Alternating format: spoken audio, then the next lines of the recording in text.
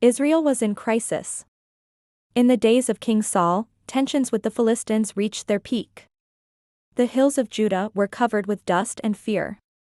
The Israelites camped on a mountain, while on the other side of the valley of Elah, the Philistines formed their battle line. Among them stood a colossal warrior, Goliath of Gath.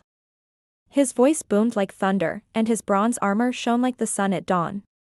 Every day, for 40 days, he would go down into the valley and issue his challenge: "Is there not a man among you who dares to face me?" Israel trembled. Fear had settled as a permanent guest in the camp. Saul, the anointed king, was paralyzed. No one dared to answer the giant. While chaos raged on the battlefield, on the quiet hills of Bethlehem, a young shepherd boy tended sheep with tenderness and courage. His name, David. The youngest of Jesse's 8 sons. No one saw him as a warrior. He was a poet, a musician, and a keeper of sheep, but David was no ordinary boy. On starry nights he composed psalms.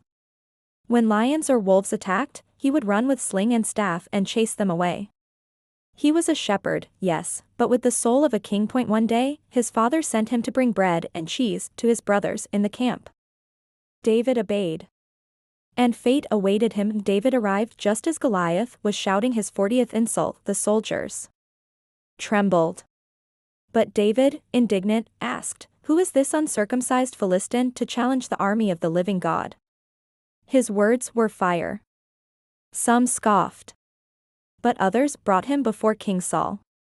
The young shepherd boy spoke with such conviction that the king, in desperation, gave him his own armor. But David refused it. His weapon would be a sling. His trust, God. He went down to the brook, chose 5 smooth stones, and marched into the valley.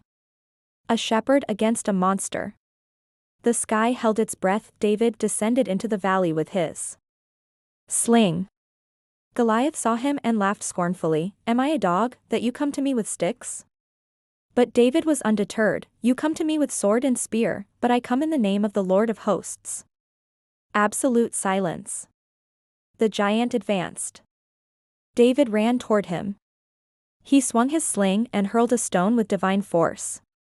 A hiss. A thud.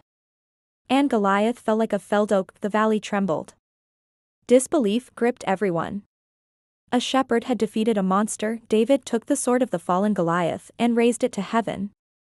The army of Israel, with new courage, roared like a lion and charged at the Philistines. The enemies fled. The victory was the Lord's. Saul, surprised, called out to the young man. "Whose son are you?" he asked. And so David, the son of Jesse, went from shepherd to legend. Israel was never the same again. The song echoed through the villages. Saul slew thousands, but David his 10,000s.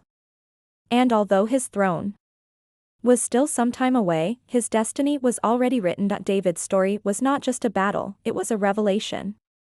A boy, without weapons or titles, trusted in God while others trusted in swords.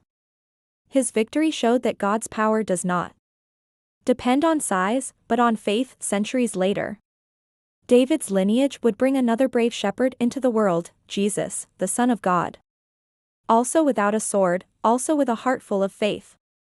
And also with a victory that changed history. David teaches us that in the darkest valleys, if God is with you, no giant is invincible.